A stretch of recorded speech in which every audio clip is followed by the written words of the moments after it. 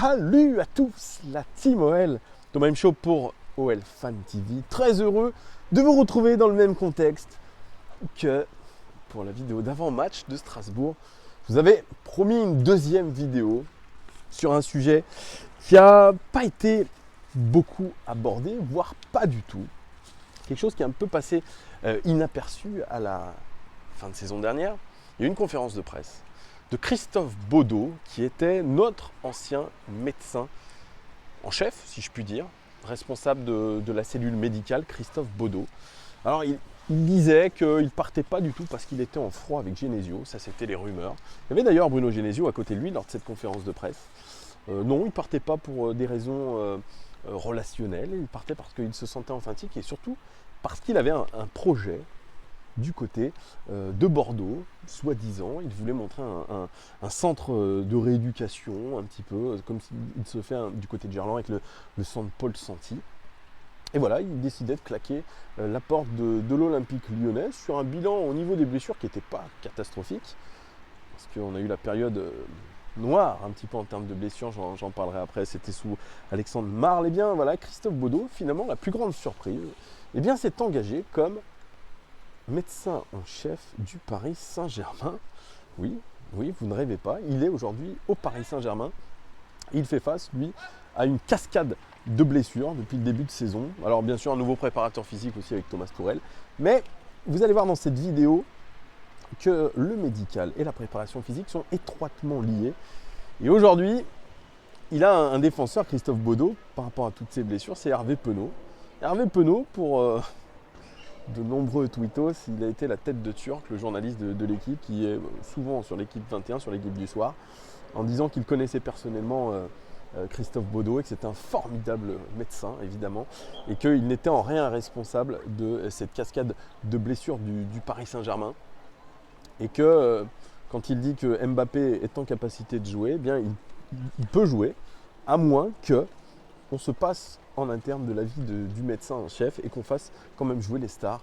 Voilà, c'était juste pour la petite anecdote. Christophe Baudot qui a été remplacé par Jean-Marc Laborderie.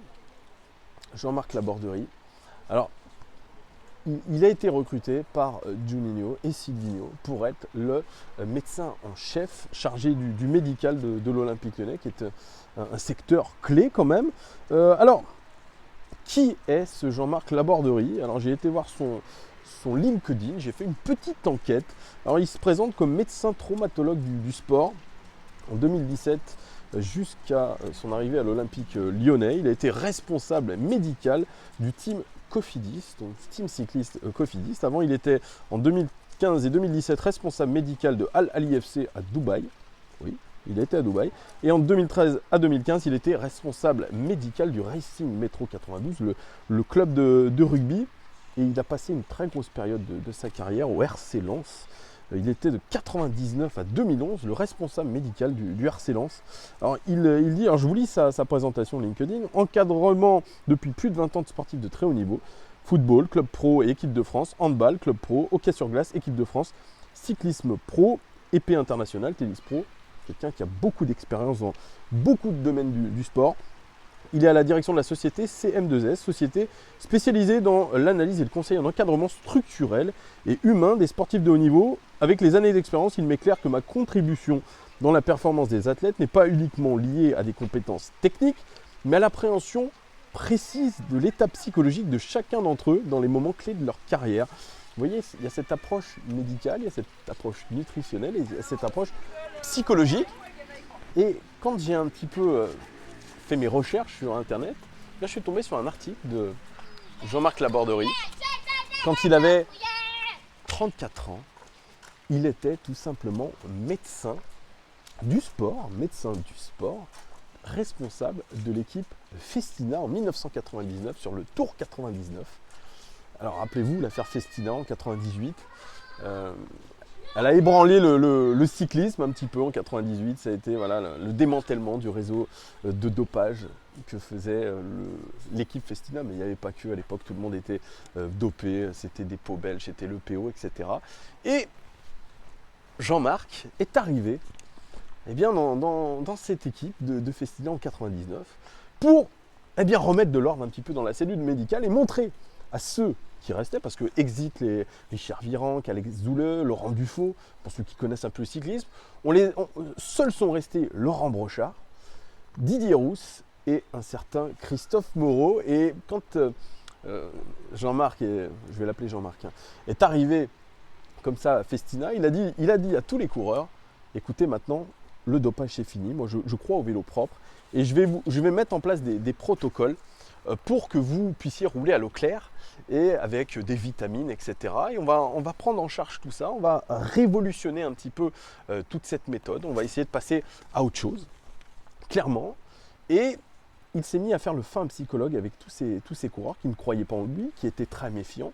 Il a réussi à finalement les amadouer et à leur montrer qu'aujourd'hui, on peut faire un grand Tour de France peut-être en changeant ses objectifs, faire moins de courses, essayer de suivre l'athlète de A à Z, faire un suivi individuel et puis utiliser de nouvelles techniques. Donc c'était très ambitieux déjà à l'époque et il a été très bien considéré à son arrivée chez Festina en 99. Voilà, c'est là où tout démarre au final pour Jean-Marc, qui effectivement a une énorme expérience, on peut le dire. Alors j'ai regardé un peu la vidéo qui circule du team Cofidis, où il présente Jean-Marc Laborderie. Alors dans cette vidéo, il dit son rôle, lui, c'est manager l'équipe médicale et l'équipe. Manager l'équipe médicale et l'équipe tout simplement. Il dit qu'il doit amener la confiance dans les traitements. Il doit être aussi le garant de la suivi de la prévention. Il a dit aussi qu'il fait la suivi de l'état de forme des coureurs, mais ça peut être aussi des joueurs de foot, du matin au soir. Ça c'est ouf, C'est-à-dire qu'il vraiment il les suit du matin au soir dans tout ce qu'ils font, dans leur nutrition. Et ça, je trouve ça incroyable. Il dit finalement que ça aide directement l'entraîneur à faire ses choix en se basant par rapport au niveau de forme des sportifs. Parce que lui, il le voit, le niveau de forme, il a sûrement des logiciels, il a sûrement des protocoles qui permettent de voir tout ça. Il dit qu'il est responsable du protocole de récupération du malade quand il est malade, par exemple Martin Terrier, et de la récupération traumatologique. Il y en a beaucoup actuellement à l'Olympique Lyonnais, donc il est responsable de ces deux pôles-là. C'est un manager médical selon ses termes. Ah, je vous ai parlé de sa gestion de la nutrition, il y accorde beaucoup d'importance. Et son leitmotiv, écoutez bien, c'est apporter la confiance, ce qui donnera la performance. Eh bien, aujourd'hui, on peut dire que c'est un véritable fail parce qu'il y a des vrais problèmes aujourd'hui d'intensité. Il y a des problèmes de préparation physique. Rudy Garcia l'a clairement dit, 7 blessures aux ischios depuis le début de la saison, c'est trop. Et on voit que cette cellule médicale, elle est vraiment absolument liée à la cellule de préparateur physique, qui était avant dirigée par Antonin da Fonseca, maintenant dirigée par Paolo Rongoni. Et que s'il y a une faille de la préparation physique, il y a aussi une faille de la préparation du suivi plutôt médical, notamment de Jean-Marc Laborderie. Il y a quelque chose qui ne fonctionne pas actuellement. Les joueurs n'ont rien dans le moteur, ils ont du mal à récupérer.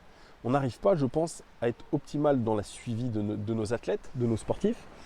Donc, aujourd'hui, on peut cibler Paolo Rongoni, on peut cibler Antonin da Fonseca, mais on doit cibler aujourd'hui Jean-Marc Laborderie, voilà, qui est un travailleur de l'ombre. On n'y a pas pensé à ça. Mais sur le papier, c'est quelqu'un d'expérimenté.